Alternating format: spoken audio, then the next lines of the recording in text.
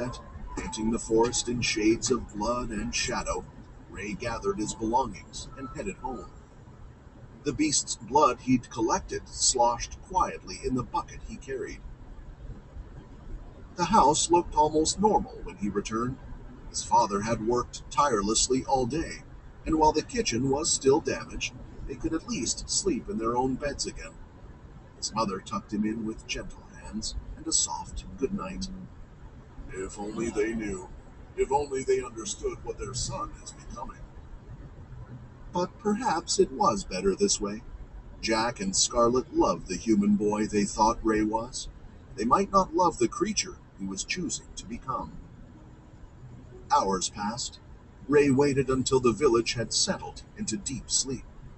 Then he rose from his bed like a shadow, moving with his newly enhanced grace and silence.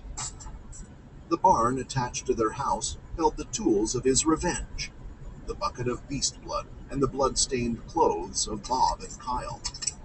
Ray gathered them carefully, his enhanced senses allowing him to move through the darkness as if it were daylight. The journey to Bob and Kyle's family home was short, but Ray made it with the patience of a predator. He used dragon eyes continuously, scanning for any witnesses, any complications.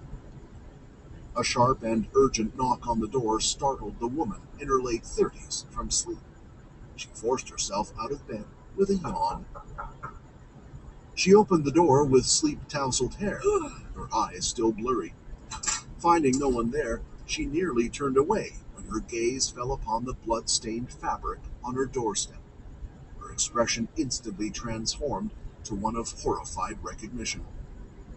"No," she whispered, her hands trembling as she picked up her son's shirt. "No, this can't be." Ray had scattered more clothing along a trail leading toward the Black Forest, each piece positioned to draw her deeper into the woods. "Kyle? Bob? Where are you, my sons?" Ray watched from the shadows as the woman followed the path he'd laid, calling out for her children in a voice that grew more desperate with each step. Part of Ray, a small diminishing part that still remembered being human, felt pity for her. She was a mother searching for her lost children. The shop, while the upper was the living quarters. He peeked through the door leading upstairs. Searching for her lost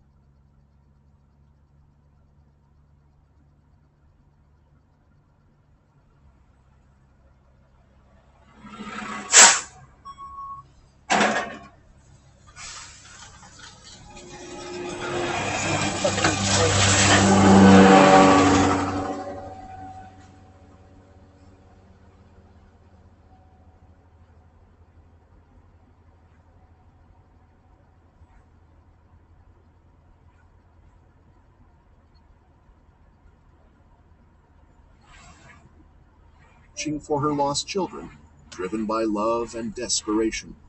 But that pity was quickly crushed beneath the weight of what she had done to his family. She tried to burn us alive. She lit that fire, hoping to hear my parents scream as they died.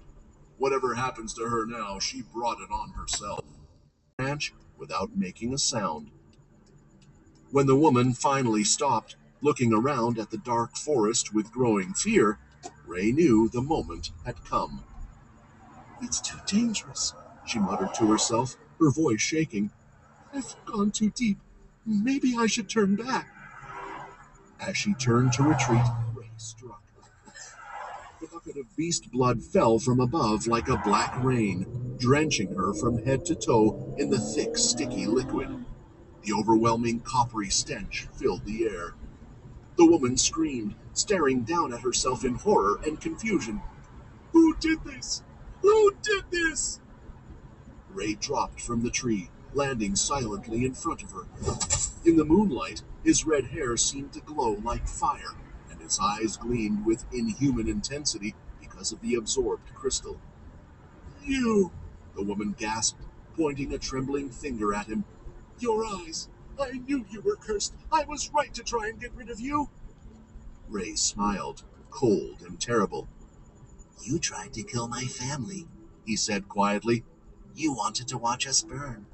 Now you get to see what real monsters look like." "You don't understand," she hissed, backing away. "Your family is unnatural. The village would have been better." Ray ignored her rant. Through dragon eyes, he could see the red auras moving through the forest, drawn by the scent of blood like sharks to chum. The woman screamed again, realizing the threat. Without another thought, she broke into a run, taking a random direction. Ray was instantly behind her, following her as she tried desperately to find an escape. Sensing the wild beasts nearer than before, Ray halted and turned to face them. Drawing his sword out, he took a stance, waiting for the right opportunity. Within a few minutes, Ray managed to kill all the beasts before they could go any closer to the frightened woman. She believes me to be as heartless as herself, but how mistaken she is. I never intended her death, only that she tastes the same fear I felt while rescuing her children. Perhaps now she understands the lesson." Ray immediately followed the scream, his heart pounding in his chest in worry. "I do not sense any beasts around. I just hope she is not in any danger." Not long after, he came to a sudden halt. His eyes widened in shock as he saw the woman lying on the ground, her head cracked open after hitting a sharp rock. Blood pooled underneath her, while her last breath left her body.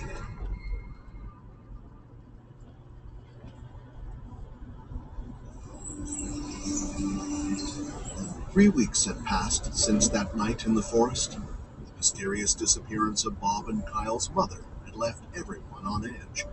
But as days turned into weeks without further incident, people began to whisper that perhaps the danger had passed. Ray found this new atmosphere strangely peaceful. No more stones flew his way when he walked through the village square. No more children shouted insults or called him a monster. Instead, people simply stepped aside when they saw him coming. "I do not know how I should feel about everything. I like how people are keeping a distance from me. They believe that the woman disappeared because of my curse, because she hurt me. Now she is punished. But her death unsettles me. Although a part of me thinks that justice has been served, another small part feels guilty for leading her to death." While Ray tackled with his emotional dilemma, the daily rhythm of life had resumed with mechanical regularity. His mother continued accepting quests from traveling merchants and village leaders, using her magic to solve problems that ordinary people couldn't handle. Ray returned to his training routine, spending mornings with sword practice in the barn and afternoons on the hilltop, honing both his conventional skills and experimenting